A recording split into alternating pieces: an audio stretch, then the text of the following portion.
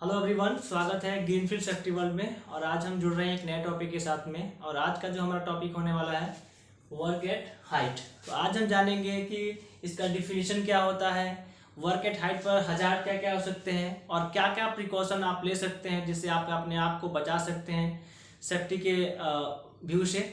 तो आइए देर ना करते हुए वीडियो का स्टार्ट करते हैं। दोस्तों, अगर आप हमारे चैनल पर नए हैं तो चैनल को सब्सक्राइब कर लें, बेल आइकन को भी पुट करें ताकि कोई भी वीडियो अपलोड होता है तो आप लोगों को नोटिफिकेशन मिल सके। तो आइए देर ना करते हुए वीडियो को स्टार्ट करते हैं।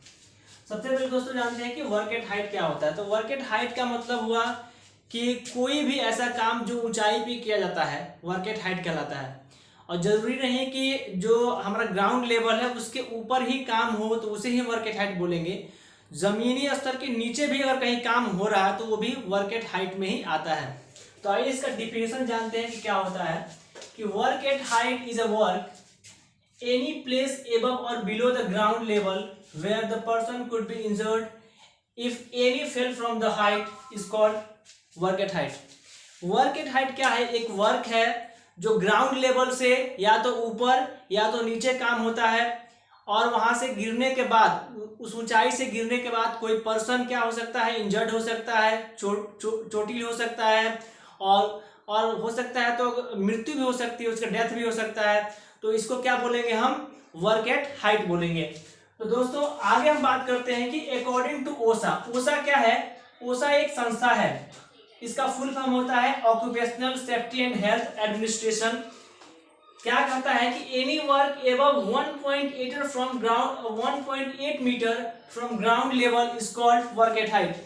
यानी ओसा क्या कहता है कि जमीन से यानी ग्राउंड लेवल से 1.8 मीटर ऊपर जो भी काम हो रहा होता है उसे हम क्या कहते हैं? वर्क एट हाइट कहते हैं। तो दोस्तों समझ में आ गया होगा कि वर्क एट हाइट क्यों कहते हैं, किसे कहते हैं, और आप लोग को अच्छी तरह समझ में आया होगा। तो आइए चलते हैं इसके हजार्ड के बारे में जानते हैं कि इसका हजार्ड क्या क्या हो सकता है। देखिए, फॉल फ्रॉम हाइट यानी कि हाइट से गिरना है, क्या है? हजार्ड है।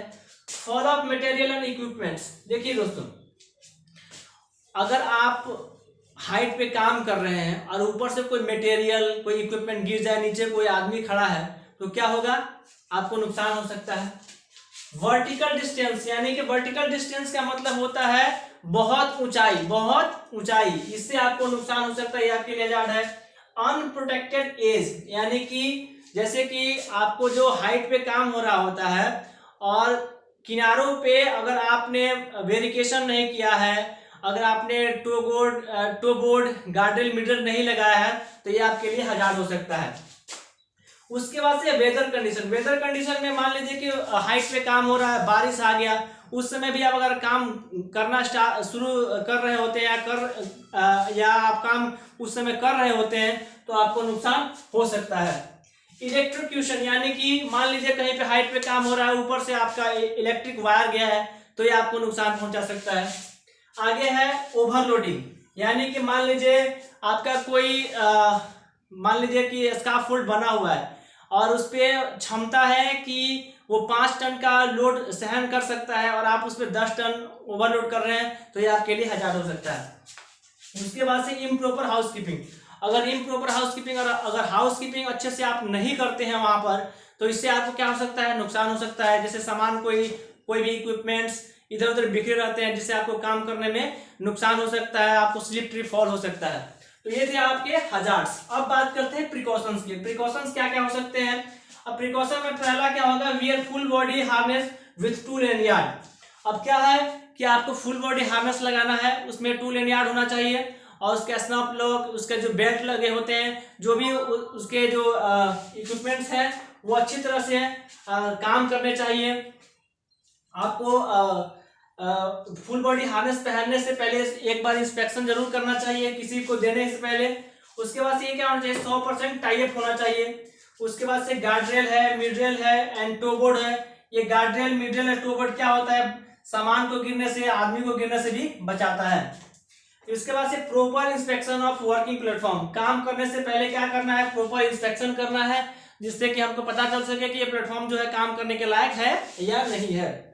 अब देखिए, टैग शैल बी अवेलेबल। अब क्या टैग वहां पे जरूर लगा रहना चाहिए नीचे में, अगर कहीं भी वर्क एट हाइट पे काम हो रहा होता है तो टैग जरूरी है। टैग क्यों जरूरी है? टैग 3 प्रकार के होते हैं। एक होता है रेड होता है, इधर साइड में मैं लिख देता हूं, एक रेड होता है और एक होता है येलो होता है और एक होता है ग्रीन होता है। तो रेड क्या है?